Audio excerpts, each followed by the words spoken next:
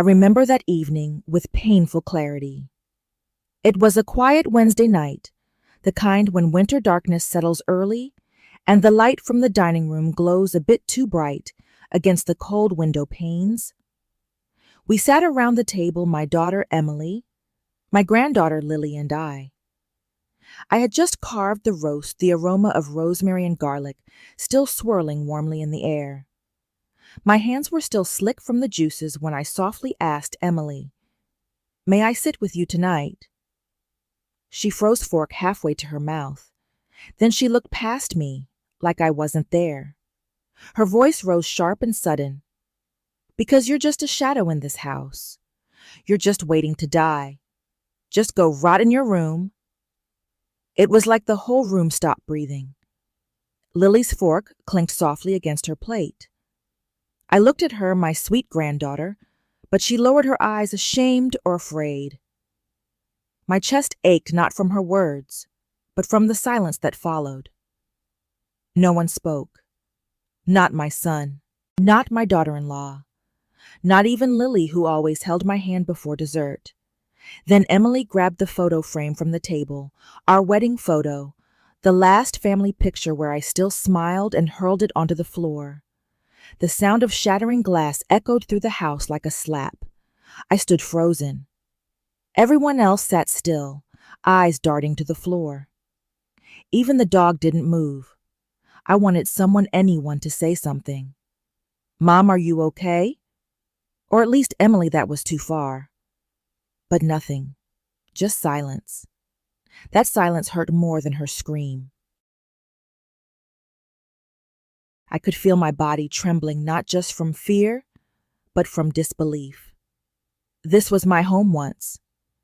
I had baked birthday cakes here, patched school uniforms, changed diapers, held my grandkids after nightmares.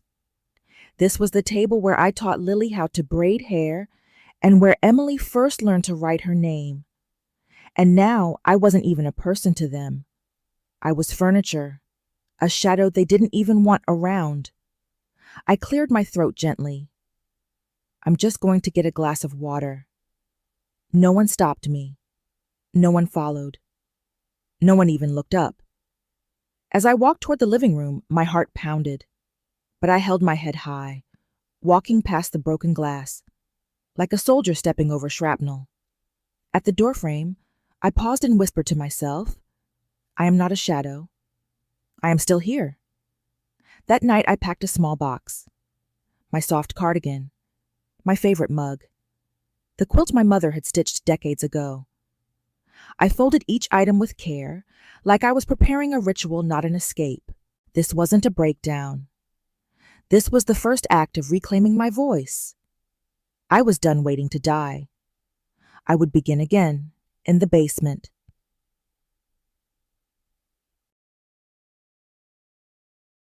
The basement had always been a forgotten place. A room for storage, for old Christmas decorations, forgotten toys and broken furniture. But that night, it became my sanctuary. I moved quietly, not wanting to stir the silence upstairs. I carried my small suitcase, my favorite blanket, and a warm cardigan into the basement. The air was cooler, slightly musty, but it smelled of possibility. I flicked the overhead light switch. A soft yellow glow lit the room. Dust motes floated through the beam like little pieces of my past. This wasn't a retreat. It was a reclamation, a quiet revolution. I didn't cry, not even when I placed my mug on an old wooden crate and used it as a table. I didn't mourn the family I had once loved fiercely, not now. Instead, I unfolded my blanket on a patch of clean carpet. I laid down a pillow and set up a small reading lamp I had tucked under my arm. The lavender scent from my lotion mingled with the cold air, giving the space a strange calmness. I sat down, wrapping my cardigan tight around me. I whispered, "This is mine." I stayed awake for hours, thinking, remembering, but not regretting. The next morning I rose early. The house was still quiet. No knocks, no apologies, just the usual clatter of breakfast bowls above my head, I poured myself some tea from a thermos I had packed. It tasted like freedom. I grabbed a notebook from my bag and began to sketch. Not escape routes, but ideas. What if this space could be more? What if this old basement, cold and ignored, could become something beautiful? A studio apartment, I wrote. Cozy, warm, independent. I measured the walls with a piece of yarn. I drew layouts. Sleeping corner here, a kitchenette there, bookshelves by the window well. I called it Planned Dignity, because that's what I was building. Not just a room, a life with dignity earned and reclaimed.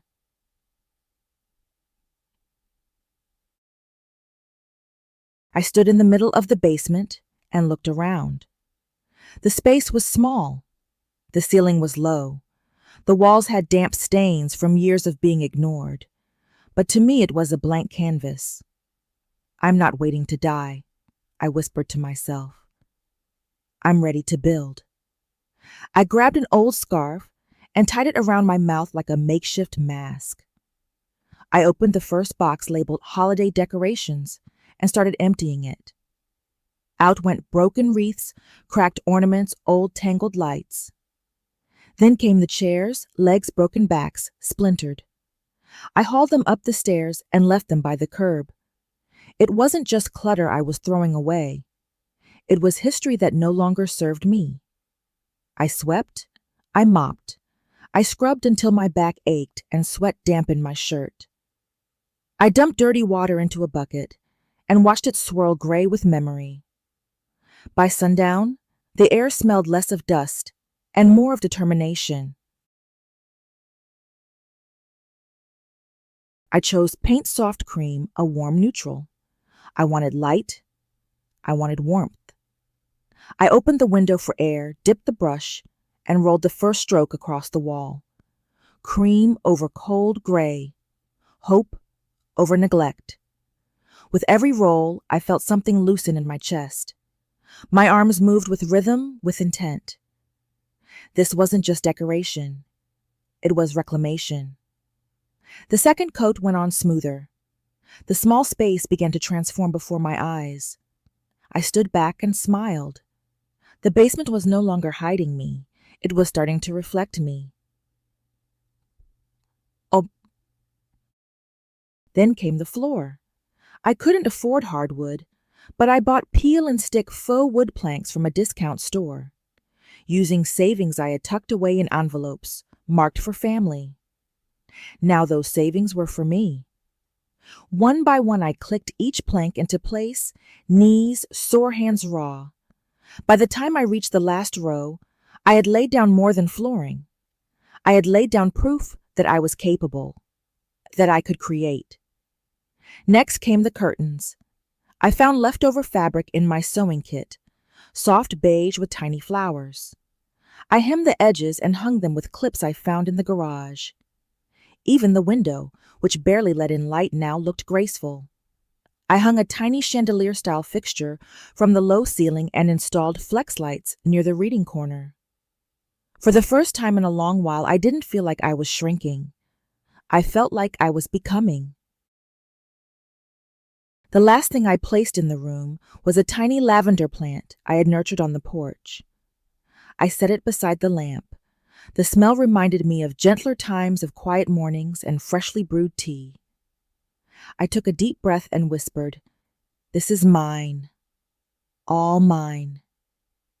I stood in the middle of the room, soft green walls, daybed tucked under the window, floral curtains gently moving. The makeshift kitchenette had a kettle, 2 mugs, and a small tin of cookies. It wasn't luxurious, but it was warm, clean, welcoming. It was ready.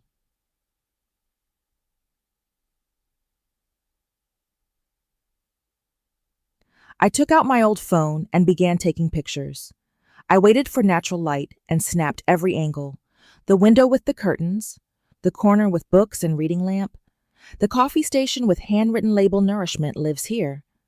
Then I sat down at the small desk I'd painted pale yellow and wrote the listing "Cozy Independent Basement Studio." Ideal for travelers or those needing quiet and calm. I uploaded to Airbnb and VRBO. I was nervous. My hands shook. Not because I feared rejection, but because I had finally chosen myself. If no one wants this, I thought at least I built something just for me.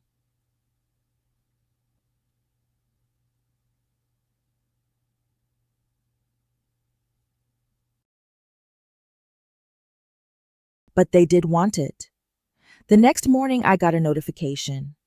Hello, is the space still available? I love the photos. A young woman traveling for a work conference. I responded right away. Yes, it's yours for the weekend. I prepared like I was hosting royalty. Clean linens, fresh towel, a folded note on the pillow. Welcome. You are safe here. I brewed carrot ginger tea and left it in the fridge. I added a small bowl of oatmeal with orange zest, what I called nourishing breakout breakfast. When she arrived, I met her at the door. She smiled. This feels cozy already, she said. That night, as she settled in, I stood by the door and whispered, You're not just a mother. You're a host, a provider, a builder.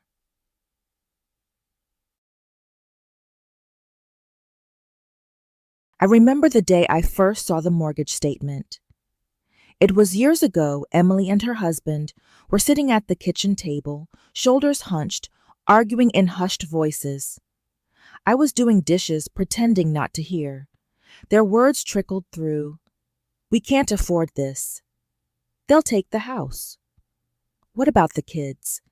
That night I looked through my own things. Decades of saving birthday money. I never spent small checks from the library where I worked part-time, loose change in envelopes labeled emergencies. I had never used it. I didn't go on vacations. I didn't buy expensive clothes. But that night, I walked to the bank. I withdrew nearly everything, quietly, without fanfare, and I paid off the balance on their mortgage. The papers were signed over to me not out of vanity, but legality. Someone had to hold the deed. They needed saving. I did it in silence.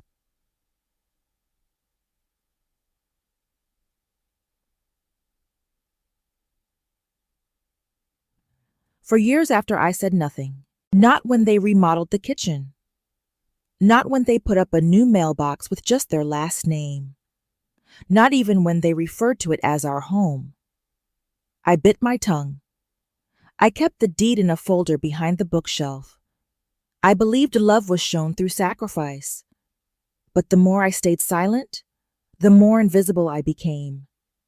They called me generous when they needed babysitting. They called me always around when they needed rides. But never owner, never backbone, never builder. I thought kindness was the currency of love, but silence had cost me more than money.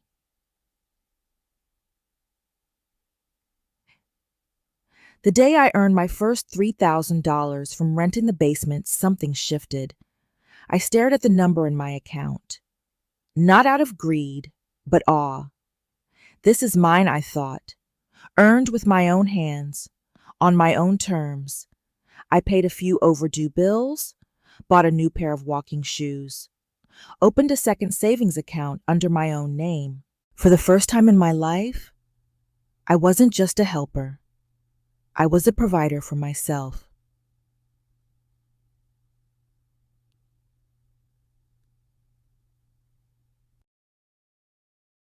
The message came in on a gray Thursday morning.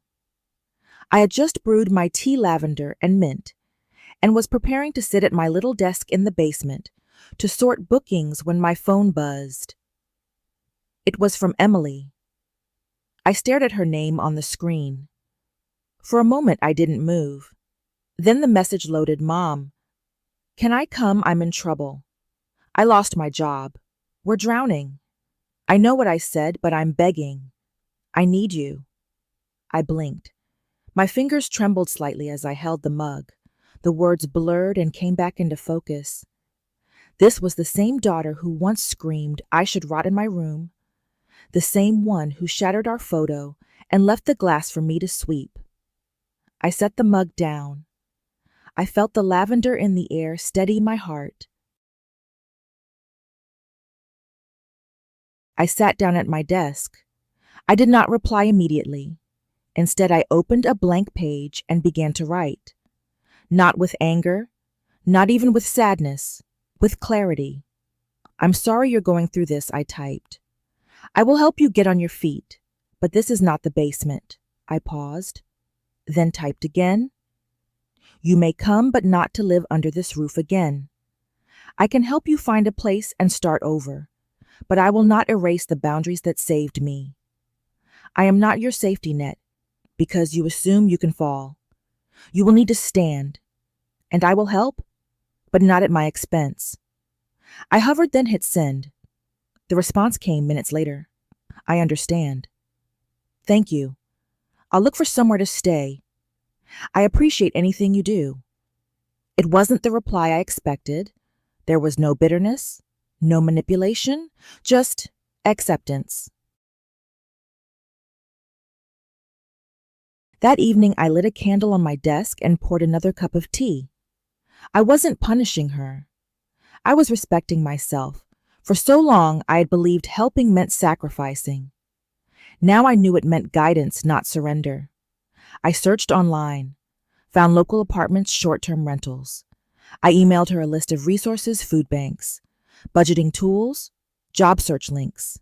I didn't lecture. I didn't blame. I offered support with dignity. The next day she replied, Mom, you're unbelievable. I don't deserve this. I typed back, you deserve your life back. Don't give up.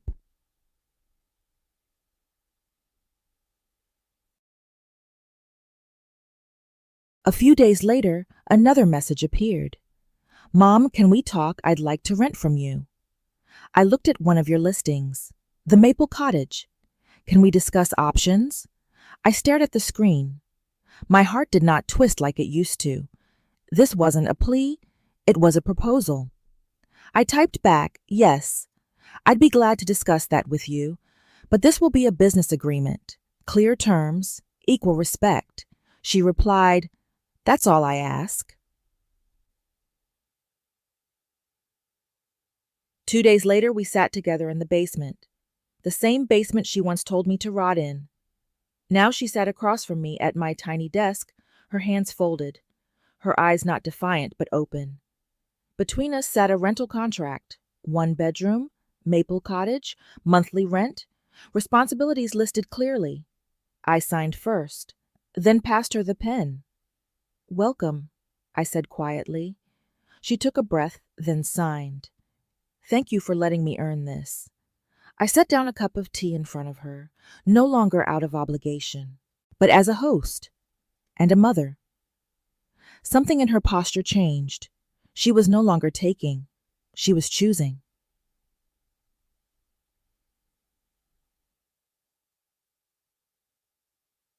Over the next weeks, our conversations shifted. She asked about managing finances, budgeting, how to screen tenants. She took notes. She listened. I offered tips, but I did not take over. She was rebuilding on her own ground. I watched her carry boxes into the Maple Cottage with a steady step. I didn't feel like I was losing anything. I felt like I had given her the one gift that mattered, a chance to rise with dignity.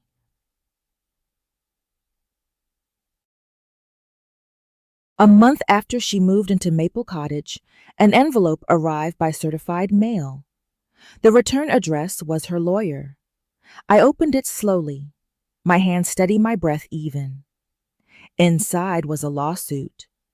Emily had filed for familial compensation and residential right, claiming she was entitled to live rent-free in the property due to her status as daughter and financial hardship. My heart didn't break. It braced. I set the papers down and made a cup of tea. She has every right to file, I told myself, and I have every right to respond.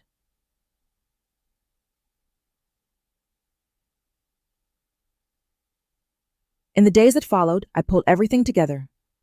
The signed lease agreement, copies of Airbnb payouts, tax returns, property deeds under my name.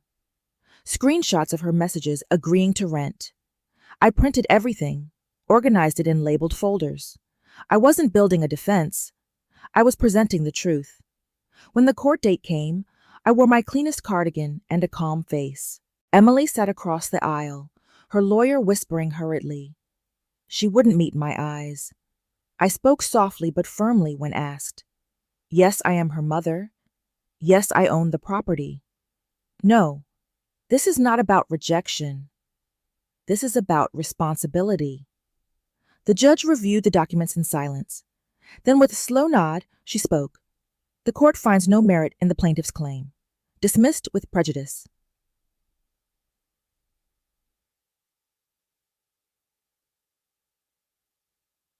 I stepped out of that courtroom with my spine straight. I didn't smile. I didn't cry. I breathed. This was justice, not revenge. I had respected the rules and demanded to be respected in return. Emily exited the side door with her attorney. She didn't look back, but I wasn't waiting for her gaze anymore.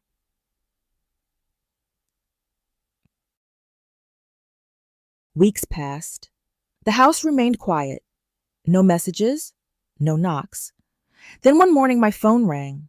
Her name lit up the screen. I didn't answer right away. I let it ring. She left a voicemail.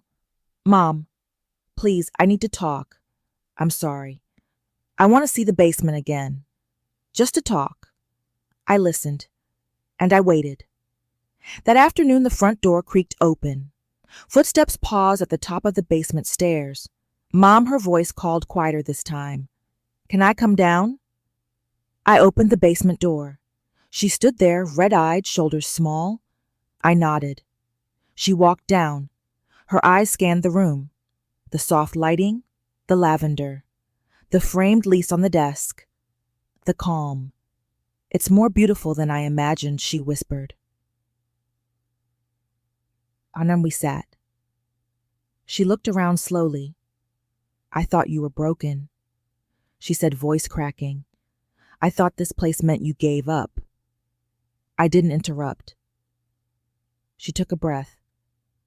But you were building. You were surviving. You were growing.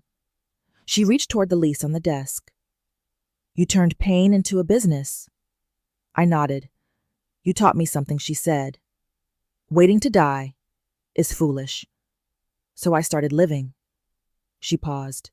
Then quietly, I was wrong. I'm sorry, Mom. I folded my hands in my lap. Sometimes falling helps us see where to stand. She smiled through tears. I poured her tea, carrot, ginger, our old tradition. We sat.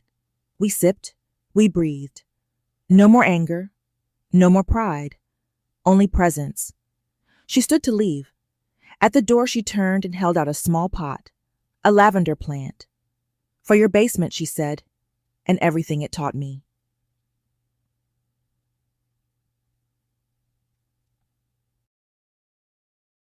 That evening after she left, I sat by my desk again. The candle flickered. The lavender swayed gently in its new pot. The quiet wasn't heavy anymore. It was whole.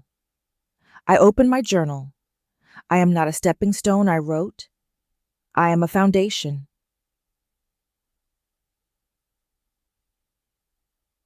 In the days that followed, I recorded a video for my small blog channel, Grandma True Stories. I faced the camera with the soft lighting of the basement behind me. My voice was steady. If someone throws your photo in the dirt, I began. Don't beg them to clean it. Rent that space to someone else. Build your life on what you deserve. Self-preservation is not cruelty. Boundaries are not punishment. They are survival. I posted it and waited. It went viral. Thousands of views. Comments flooded in. You reminded me to value myself. I cried. Thank you. I thought I was alone.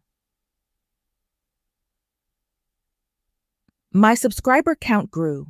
I started sharing tips on renting, on finances, on surviving emotional exile.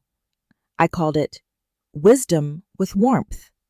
And I wrote the words I wish someone had told me revenge has no expiration date, but neither does healing.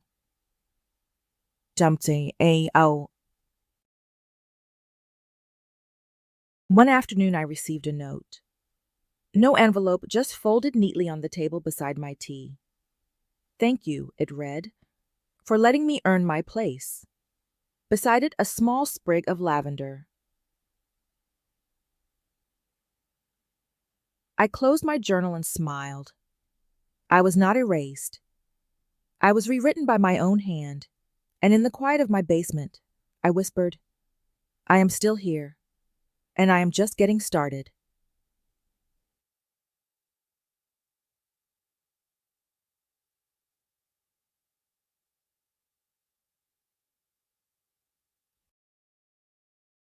Dear reader, dear listener, dear soul who stayed until the end, this is not a story about abandonment. This is a story about return, about the return to yourself. I was once a mother who gave everything, time, money, peace, health. And when they needed more, I gave more. When they forgot me, I stayed. When they yelled, I swallowed it. When they silenced me, I whispered in my own heart, you still matter. The night my daughter shattered my photo and told me to rot in my room. That was the end of something, but more importantly, it was the beginning of me. I walked into a basement not to hide, but to rise quietly, deliberately, fiercely. I scrubbed floors, painted walls, breathed life into a space they forgot. Then I breathed life back into myself. Oh, but I made a home. Then I made an income. Then I made a future. I turned loneliness into a listing. I turned rejection into rent. I turned invisibility into independence. Not with noise, not with revenge, but with boundaries, with small actions, with grace.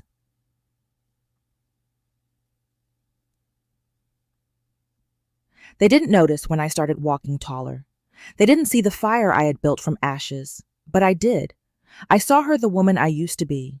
I took her hand, and I led her forward.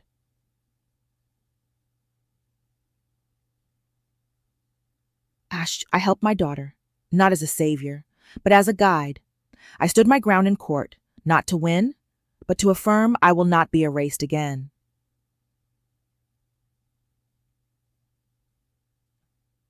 When she returned not to beg, but to understand, I welcomed her, not with open arms, but with an open door and a clear line. You may come, but you must respect where you stand.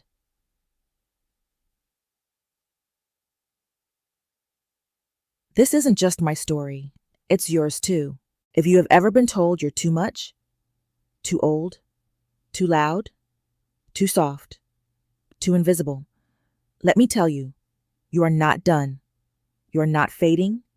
You are not foolish for hoping. You are still here.